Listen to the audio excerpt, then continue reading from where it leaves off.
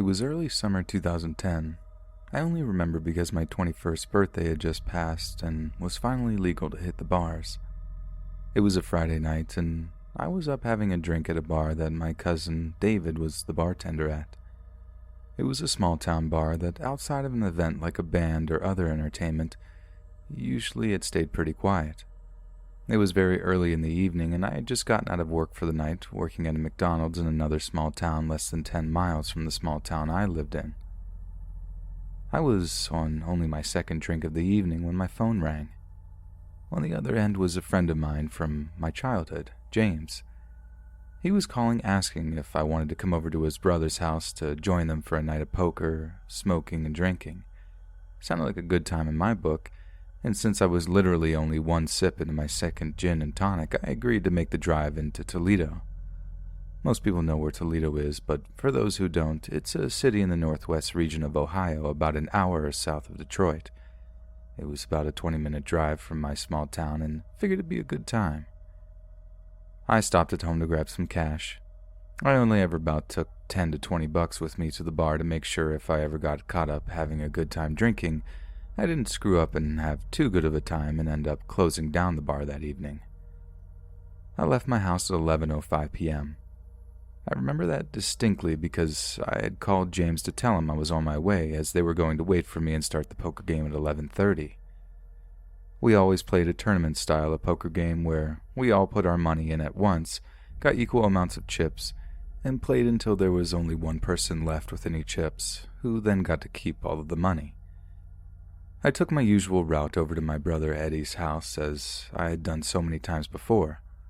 We had all gotten together, a group of anywhere about 4 to 6 of us, and would play poker in Eddie's basement at least twice a month, usually more.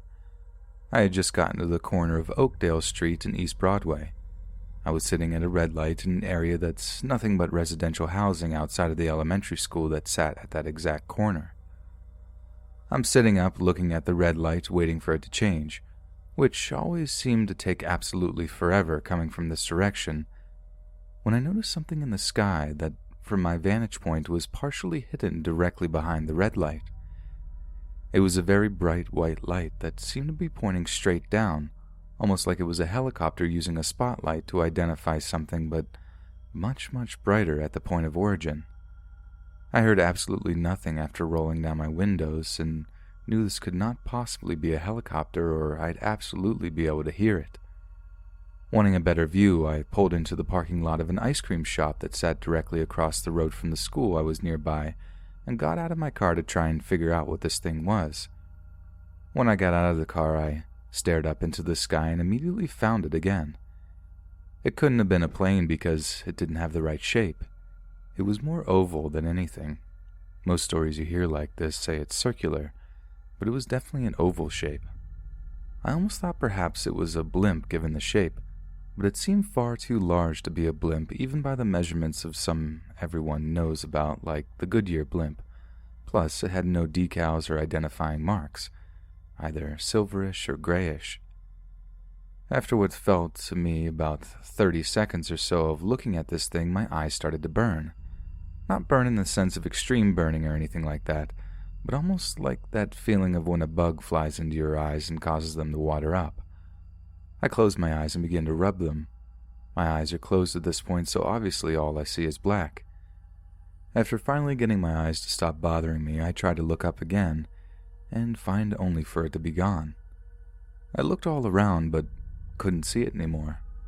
This is a very densely populated neighborhood with houses, trees, etc., able to obscure any view of things you'd look up into the sky to see. After a little less than a minute, I decided, oh well, time to go play poker.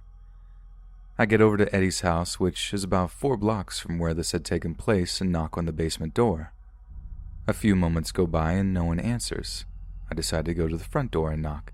Figured maybe since I'm probably 5 or 10 minutes early, maybe they were upstairs on the PlayStation. I knock on the door, but still no answer. Finally, I start knocking very loudly on the door, almost pounding. Eddie finally answers the door and says, "Man, why are you knocking on my door this late?"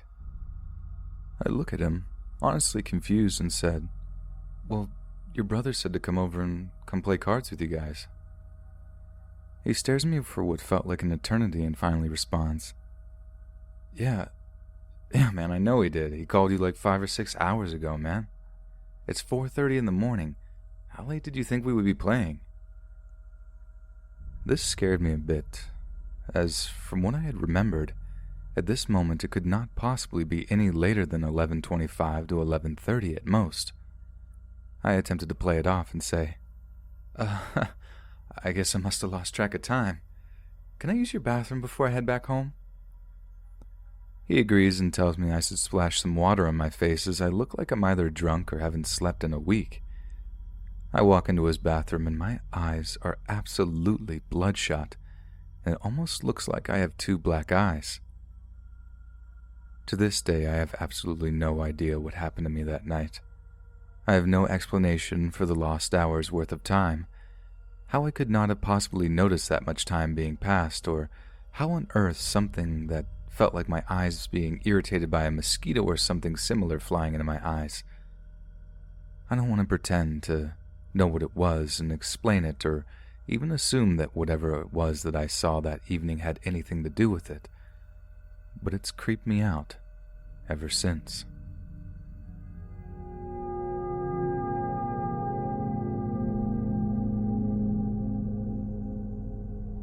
From the moment I started speaking, I would tell my parents about Dodd. I was obsessed with him. I would tell everyone about him. I would talk to him. I'd play with him. My parents assumed it was just an imaginary friend. Lots of kids have them, and considering I'm the youngest of 4 boys, they guessed my brothers didn't want to hang out with the little kids, so I made my own friend. It began to escalate when my mom would find me, 2 or 3 years old, sitting alone in my room having conversations with thin air, and responding as if though someone had said something, nodding, listening, laughing as if he told a joke. I treated Dodd like he was a real person, and I really genuinely believed he was. Part of me still does. I would demand Dodd have his own seat and his own plate of food every single day, breakfast, lunch, and dinner. Anytime we left the house, I'd scream and cry if they forgot Dodd in the house. He'd have to have his own seat. He ended up having his entire toddler car seat because I was so scared of him getting hurt, and he had to be picked up, set in his seat, and buckled in just like they did to me. My parents had to talk to Dodd the way they talked to me, or I'd get upset that they are ignoring him. I have memories of Dodd, genuinely seeing Dodd with my own eyes. I'd swear on my life that he was really there to this day. He was about 1 foot or so tall, the size of a small child like I was, but he was a pure white, mostly featureless bipedal bear. He had no face. He had an outward bump where a muzzle would be and 2 indents where he should have had eyes. He didn't wear clothes and didn't have real paws or hands. He almost looked like a gummy bear with round tapered hands and feet and no details whatsoever, but he was solid white and not transparent. He didn't speak verbally. It was more like I just knew what he was saying. I also don't remember him walking anywhere or moving at all, really, but I'd look away and look back and he'd be in a different place. I'd swear on my life, on everything I know, that he in some sense was real. I don't know how old I was exactly. I'd guess maybe around 4 or 5. I went outside with Dodd because he wanted to show me something. He led me around the back of the house to a square panel of sorts that I had never seen before. It was like a tiny door, held with a simple hook latch.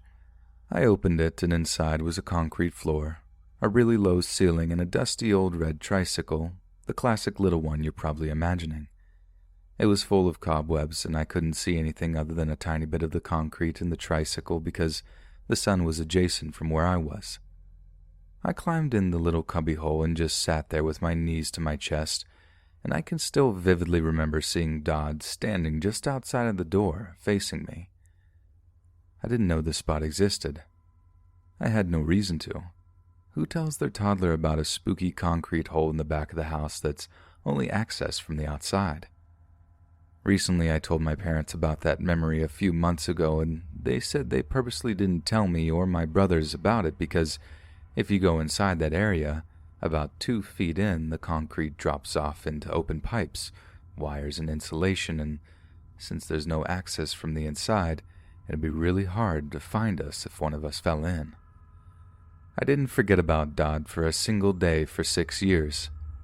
I never let one of his meals go by. I never ignored him for a whole day.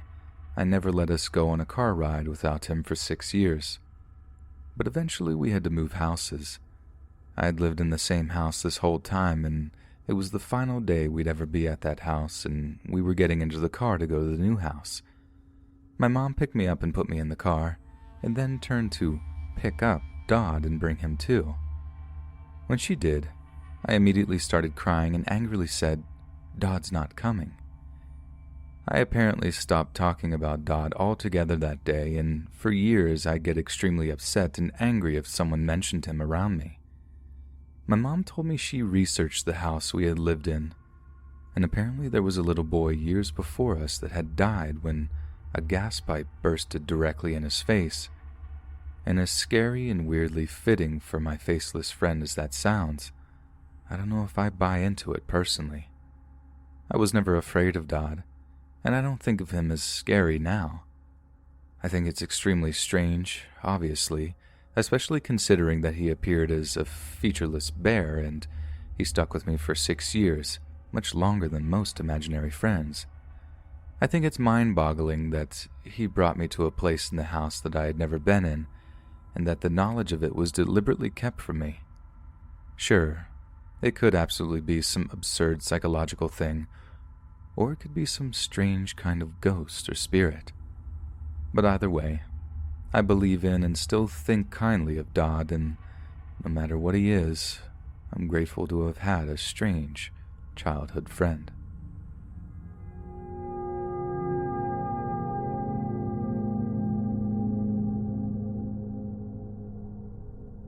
The story I'm about to tell you happened in the summer of 2012 in my country, Portugal.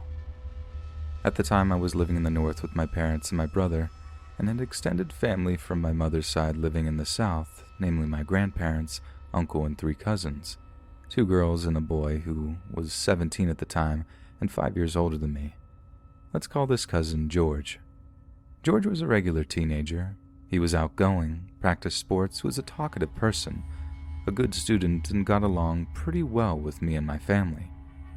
In said summer, we went to my grandparents' house in the south to pass our time with our relatives living there. Everything was normal at the start. Whenever possible, my uncle and cousins went there to visit us, usually having lunch with us, spending the afternoon at the house, and having dinner.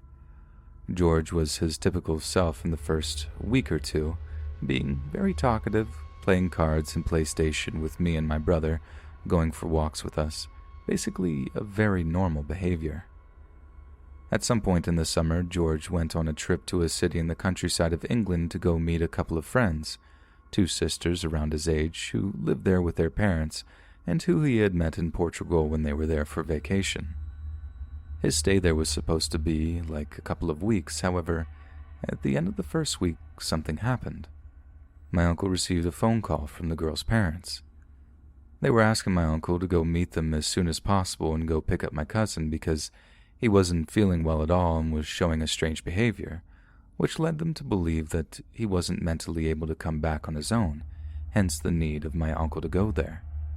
So my uncle went to England the next day and brought George back immediately. When me and my family met with George again, we were stunned. He wasn't the same person who had left just a week earlier and who we had known for all of our lives. The altercation wasn't physical, it was psychological. I'm not talking about a teenage mood change. The behavior he was displaying was deeply upsetting. If I could describe it in a word, although an understatement, would be apathetic. George didn't talk, didn't move, didn't show any feelings, and his eyes were dead. The only sign of life he would give would be an occasional groan when we would try to talk to him. It was obvious that he was needing medical help. The days that followed his return consisted of trips to the hospital. My uncle took him on an appointment to a psychologist, which showed ineffective. He then took him to neurologists and psychiatrists, who were also baffled with his state. George had his blood sampled, since his behavior could be explained by having been drugged while in England. But nope, the results didn't show anything out of the ordinary. Nevertheless, he was prescribed a series of medications. First week had passed and no signs of altercation. Second week, more pills, more appointments, more blood tests, and same results.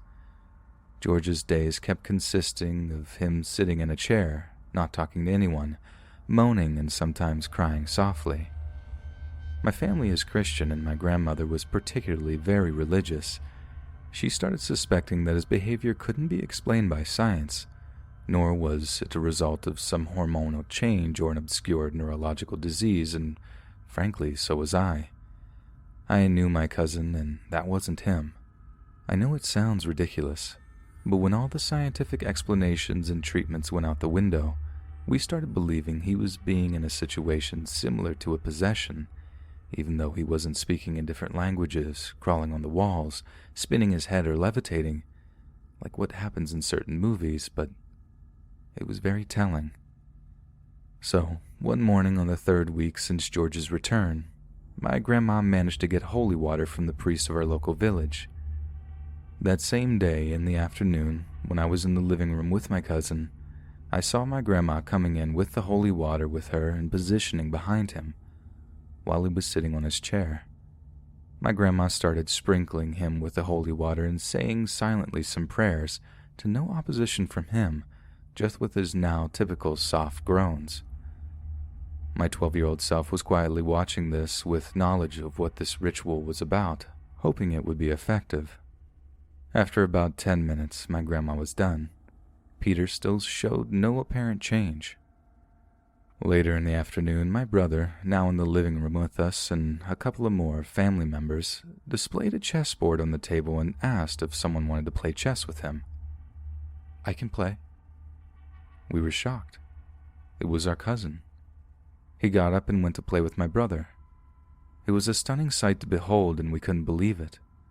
Not only was he speaking, he was also actively interacting with someone after almost a month. In a matter of a day or two, George went back to being his older self. Since then, no one's ever talked about this with him, and to this day, I don't know if he was actually percipient of the state he was in and of what my grandma did to him, but I don't believe I'll ever ask. From time to time, I still think about what happened in that summer of 2012. It definitely changed the way I view certain things, mostly on a spiritual level, and made me truly believe that there are many things that are simply out of reach of our comprehension.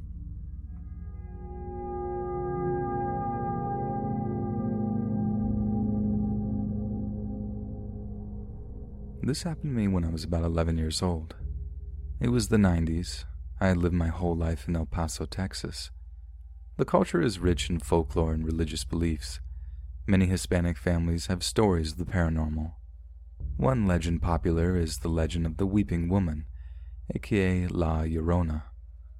The legend of La Llorona, Spanish for the Weeping Woman, had been a part of Hispanic culture in the Southwest since the days of the conquistadors. The tall, thin spirit is said to be blessed with natural beauty and long, flowing black hair. Wearing a white gown, she roams the rivers and creeks, wailing into the night and searching for children to drag, screaming, to a watery grave. No one really knows when the legend of La Llorona began or from where it originated, though the tales vary from source to source. The one common thread is that she is the spirit of a doomed mother who drowned her children and now spends eternity searching for them in rivers and lakes. One night, just like any other night, I lived in a trailer with my mom and dad. My youngest brother was staying with my aunt this night. I fell asleep watching Jay Leno as usual, and when I woke up, I was on the sofa in my living room. The time was 4 a.m., which illuminated from the stove in the kitchen. The television was off, and normally I had a light on, but this time it was pitch black. I woke up and I heard a horrible screaming that was coming from far in the distance. The screaming was coming from a ditch that was a few feet away from my home. I heard it and thought I was hearing things. I asked myself, am I dreaming? Then I started to hear the animals outside howling and whimpering. These animals that I speak of are cats and dogs. As the screaming got closer, the animals continued to cry. The screaming was something I have never experienced ever before. It sounded like I was in a big hallway and a woman was screaming her guts out down that hallway. Then, in all the screaming, I started to make out words. Those words being said by whoever this was at 4 a.m. screaming their guts out shocked me. The woman was saying in Spanish, "Oh, my children." In a huge panic, I quickly got up from the sofa and ran to the kitchen, which was right next to where I was asleep. I turned on the closest light and looked around. The screaming didn't stop. In fact, the screaming only got louder and closer. I questioned my sanity at that moment. Was I going crazy or hearing things? Then I thought to myself, this is real, and the animals are responding to it in a negative way. So I did what any other 11-year-old boy would do in a moment like this. I ran to my mom and dad's room. I reached for my mom and shook her awake wildly. She woke up slowly, and to my amazement, the screaming faded away as she woke up. I started asking myself, what in the heck is going on? And then I told my mother, "Mom, do you hear that screaming? The crying lady." My mom was half asleep as she said, "Go back to sleep, it's just your imagination." I told her, "No, this is real, please listen, don't you hear it?" My mom quickly just said, "You're dreaming. Go back to sleep, it's gonna be okay." By then, the screaming had faded long away, like if whoever was screaming knew that an adult was awake. I was terrified as I returned to the living room and quickly turned on the television as I left most of the lights on as well. I didn't go back to sleep until the sun came up. I couldn't believe what I heard and witnessed. I was treated like a crazy person whenever I told my story. It got so bad that I kept my experience to myself. To this day, I don't care what people think of my experience. I know I heard what I heard. A couple of years later, it happened to me again. This story takes place after the first incident with a woman known as La Llorona. Not much happened after the first time I heard her. An incident occurred with my aunt about a year after the encounter. According to my aunt, they were sleeping and suddenly there was a horrible sound coming from the ditch located in front of their house. There is a street in between the ditch and the house, but her house and the ditch are really close to one another. It was about 2:30 a.m. when my aunt was awoken by screaming of a woman coming from that ditch. She figured maybe somebody had been hurt or was being attacked. She walked out to the front yard looking towards the ditch and saw that there was no woman. My cousin, her daughter, walked out the front as well, asking her what was happening. My aunt, of course, had no idea as the screaming grew closer. Then they saw her, a woman in a white dress. The only thing that shook them to the bone was that the woman had no feet and was clearly floating. One other feature that threw them off was that this woman had no face. They both just turned after seeing that and ran inside their house. My aunt locked the door and called the police. The police showed up minutes later and took their claim seriously. El Paso PD was soon looking at the area where this woman was seen and heard screaming. The police soon returned and said that there was no evidence that a woman was there. They looked at the area where the woman had been seen walking and not even footprints were found. One of the police officers even asked if maybe my aunt was dreaming everything that happened. The next day is when I went over to visit and I saw my cousin like I had never seen her before. She had black bags under her eyes and she hadn't slept since the incident. I asked her what happened and she said she saw what my aunt saw. The screaming woman with no feet and no face. It took her a while to sleep normal again. She never heard or saw of La Llorona again. But to this day, she won't deny that she had witnessed something that she couldn't explain. Unlike my cousin, I don't have the luck of avoiding La Llorona. It was in the early 2000s when I worked here in El Paso, Texas at a local supermarket named Big 8. One of the shifts that I worked was from 3 a.m. to 12 p.m. The store was located in the lower valley of El Paso. In the back of the store is a small ditch. One early morning at about 4 a.m., I had the back doors open, and I was taking the empty milk crates outside in the back. I was working with two other guys at the time of the incident. One of the guys' names was R, thought it would be funny to close the back doors and lock me outside as a joke. When I heard the doors close shut, I knew he was just messing around. I thought to myself, I'll just stay quiet and wait for him to open the doors again. I wasn't going to give in to his joke or trying to scare me. I stood by the door smiling and thinking to myself, he's not going to scare me. I could hear R laughing on the other side of the door. I thought to myself, well, the joke's on him because I'm not scared. About 1 minute later in the far distance, I heard screaming. Just a complete guttural screech. And I thought to myself, it's the same screaming that I heard when I was 11 years old. The screaming got louder and closer to me. I felt a chill down my spine, and I felt that I was being watched by some unseen force. I felt a sense of hopelessness. It was a feeling unlike any other. I started pounding on the door. I yelled for him to let me in.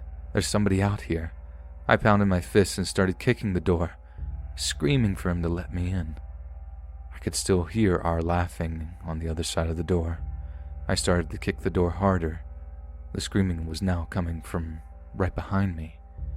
Just then, R opened the door and said, "What is that?" Just then, I ran inside and locked the warehouse door. R asked, "Why was that lady screaming? Did she need help?" I told him that I don't think that was a lady. I told him what had happened to me when I was younger. R told me, "Jay, don't you think maybe you're cursed, or do you think maybe she's following you?" I stayed quiet when he told me that. I couldn't work my shift normally after that, and it took me a few hours to get over what happened. I admit I was scared, and maybe R was right. What if she was following me? There was one more incident that took place after. In 2015, I started working as a custodian at Cedar Grove Elementary. Behind the school is the border highway, then the Rio Grande, of course, covered by a huge metal fence that separates Mexico from El Paso. I worked the night shift from 2:30 p.m. to 11 p.m. One night, I was stuck working with another custodian until midnight. Right when we were about to leave, we do a walkthrough of the school to make sure all the doors are locked on the outside. I worked with another custodian named C. C always told me that he had never believed in ghosts. Until that night, I can say. We walked to our cars, and just as I was about to leave, I saw that C had opened his hood of his car. Then he asked me, "Hey Jay, can you give me a jump? My car battery's dead." I told him yes, of course. Just as I stepped out of my car, a loud screaming came from the Rio Grande. All of the animals in the nearby neighborhood started howling and crying. Once again, the screaming resembled a woman screaming her guts out in the hallway as it echoed all over. C looked at me and said, "Oh my God, is that a demon?" I told him, "No, C, that's La Llorona." He looked right at me and said, "No way, she can't be real." Then I said, "I've heard it before." Then C responded, "Hurry, please, let's get out of here." I gave him a jump, and just then we saw a Border Patrol Jeep speeding towards the screaming woman. And just then I thought to myself, I can record this and share it with the world. I took my phone out, and just as I hit record, the screaming faded away. C and I looked at each other, and he said, "What in the world?" "Sorry, Jay, I'm leaving before that evil witch comes back to get us." We both left, and the very next day, C was telling everybody at work how we had heard the witch crying the night before. That was the last time I encountered her. I don't think it's the last, as I feel that she may choose who hears her or sees her. I have other paranormal stories, as I was part of a group here in El Paso, Texas. We've investigated many historical locations. I also got the chance to investigate with Amy Bruni and other celebrities that have visited El Paso. This is a whole other story for another day, but thanks for listening, and in time, I may have more stories to post about La Llorona.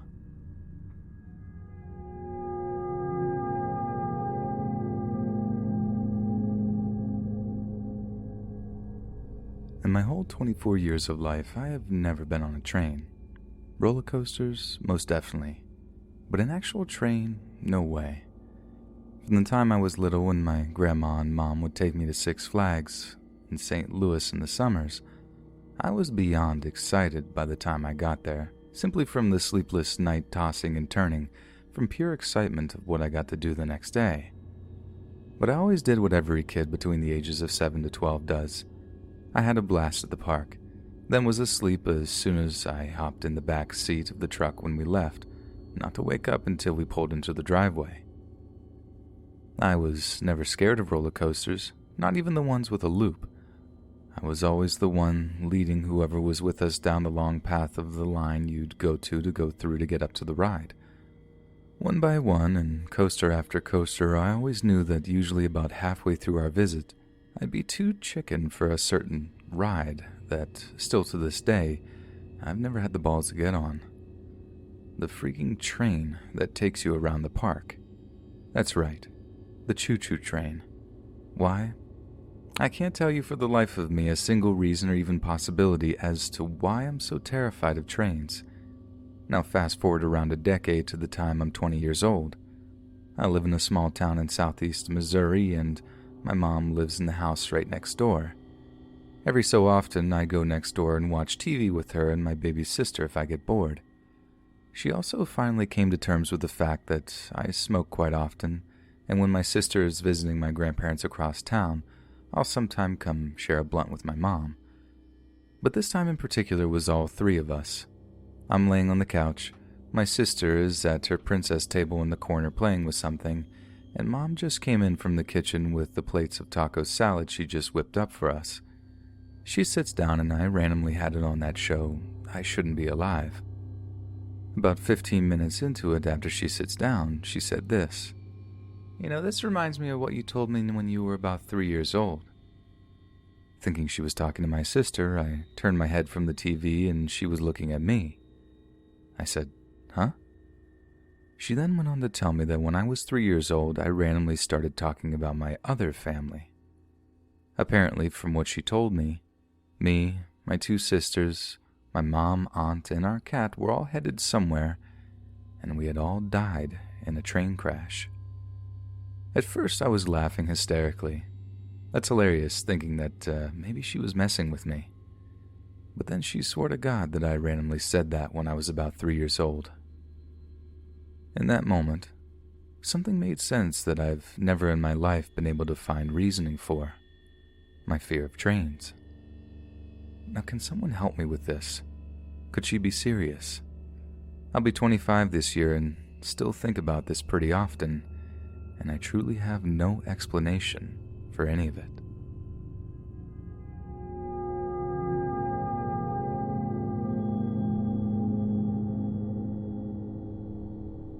I moved into my house in 1985 after the birth of my second daughter. From the start, there were strange goings-on. My living room door handle would rattle every night, but because it was next to the front door, I put it down to drafts. My husband was home one night, and I was wide awake trying to fall asleep when I watched a monk walk into my room, round it, and out through a wall. I was shaking my husband awake, shouting, Look, there's a monk." But he was too late to see it and said I was dreaming. We argued about it. 6 weeks later, I'm home with just my 2 kids, and again I go to bed, and the monk appears again, reading me the last rites. At least that's what I thought. I shouted that I'm not Catholic, and he disappears instantly. Then my eldest daughter said to me one day, "I like that old lady." I asked her which old lady, and she responds, "The old lady that comes in my room to read to me every night." My husband said she was just dreaming, and we left it at that until I heard her quietly speaking one night. She was sat up in bed, eyes wide open with her arm held out like she was holding someone's hand, and looked directly at someone. I asked what she was doing, and she just put her arm back down, laid back down, and went to sleep. I thought, yeah, she's dreaming. When she mentioned the old lady again, I asked her to describe her.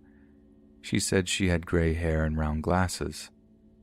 Anyway, we never really talked about it again, and I knew if there was a problem, my daughter would tell me. 3 years later, I had my son, so I moved my girls to another bedroom I'd previously used as a junk room that had always given me the creeps, as once I heard a woman laughing hysterically in there, and when I opened the door, there was no one there, but the rocking chair was rocking by itself. I just closed the door and thought, fine, whoever it is having fun. Then the real activities started.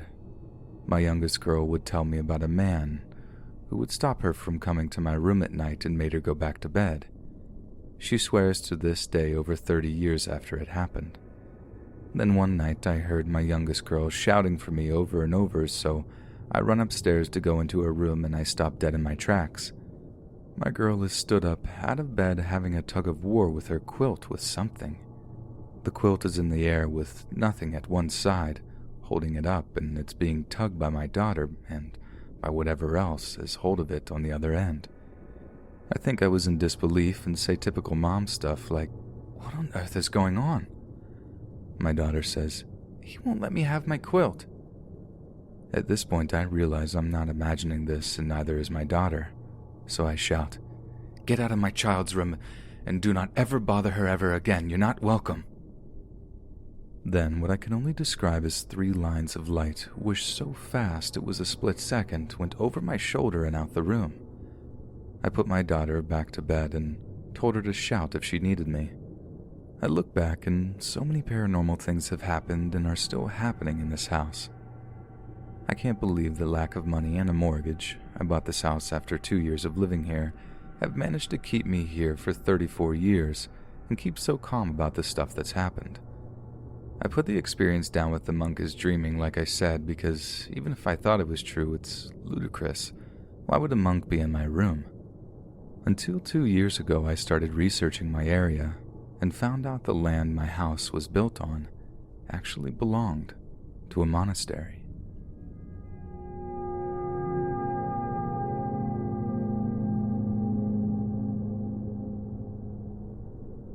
In 2018, the Saturday before Christmas, I was out on a birthday bar crawl on the Lower East Side. We were all getting a bit bored with the crowd and decided to go back to one of our friends' apartments to take a breather, listen to music, and decide what to move on to next. Cut to me realizing I had 10 missed calls from various members of my family. My uncle had been rushed to the hospital and didn't make it. My uncle was the youngest of my mom's siblings and was more like an older teenage brother to me than an uncle. We grew up together in a very close family. I don't think I realized how quickly grief hits when you get news like this. The sound of my father's voice cracking and straining to get the words, "He didn't make it," out of his mouth was more than I could handle. I crumbled into a pile of tears right in the middle of the kitchen. In a daze, I made my way back up to Harlem, trying to pull myself together and figure out what to do. I couldn't get anyone in the city on the phone. I couldn't get myself to call anyone in my family, so I needed to suck it up and get home that night. Mission accomplished. Flight change, bags packed with the help of my neighbor, and a couple of Klonopin to get me home. All of this to get to the point of the story. I'm barely able to keep myself together as I wait on the subway platform. The change of tickets and my lack of savings just wouldn't allow for a taxi ride to the airport. Just as I feel like I'm about to completely break down again, I notice a man in a lightly colored, absolutely beautiful suit. He had blonde, bobbing curls on top and shortly buzzed on the side. I turned to take a bit more notice, then saw his face. Strange to say, but I can't recall anything about it now. It's a blank space in a very detailed memory. The only thing I can remember about his appearance was that it absolutely took my breath away. It wasn't in a, "oh my god, this man is beautiful" kind of way.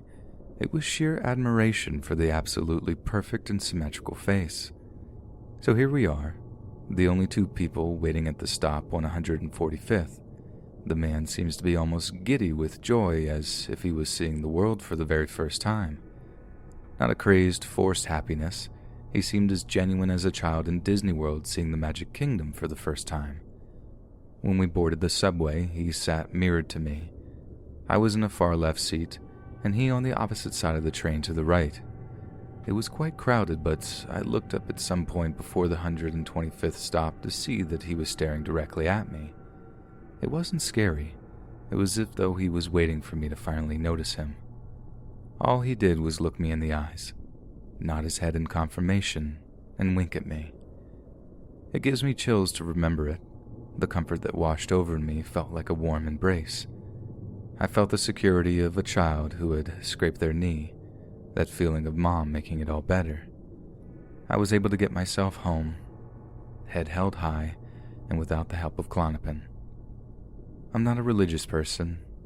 I have scuffed about God, and I felt resentful when anyone brings up their beliefs.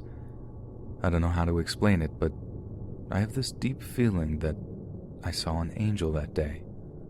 All alone and navigating through intense emotions, I truly feel this man was sent to me to give me comfort and strength to get home.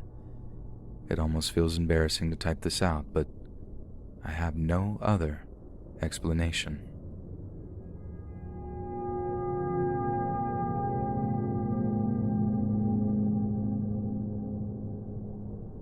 For background, I am a 15-year-old Irish fella called Ross. I come to school in Ireland. I am now in 3rd year. At the start of 2nd year, I knew a fella who joined the school. I was in charge of showing him around, and we've been good friends ever since. He is Portuguese, and his name is Tiago. I'll call him T for this story. His school bag is fairly small, bright red. He's a bit shorter than me. His hair is quite short and brown in color, and this will become important momentarily. One day I was upstairs in my school. It was break time, and I was going to my group's usual spot.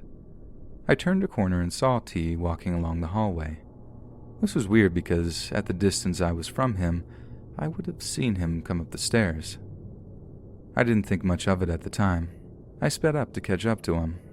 There was another corner coming up. He rounded and I followed suit, except he wasn't there. There was a staircase going back down and 2 bedrooms, one for the lads and one for the lassies, but no T. Considering how close I was behind him, he would have had to have sprinted towards and then jumped down the stairs or jog into the bathroom.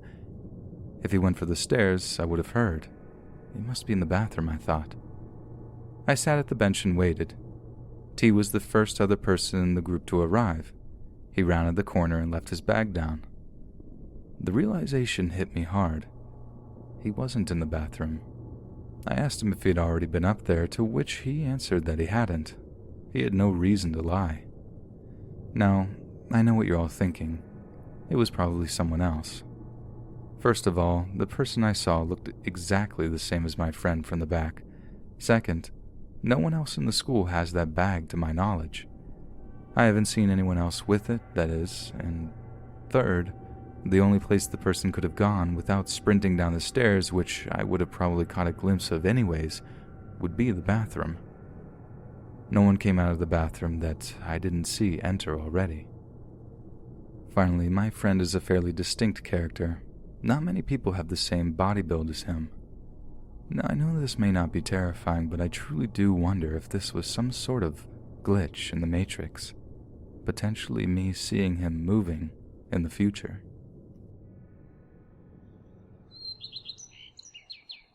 Hey friends, thanks for listening. Be sure to subscribe and click that notification bell to be alerted of all future narrations. If you got a story, be sure to submit them to my subreddit, r/letsreadofficial, and give and receive feedback from the community, and maybe even hear your story featured on the next video. And join my Discord to interact with me and other listeners directly.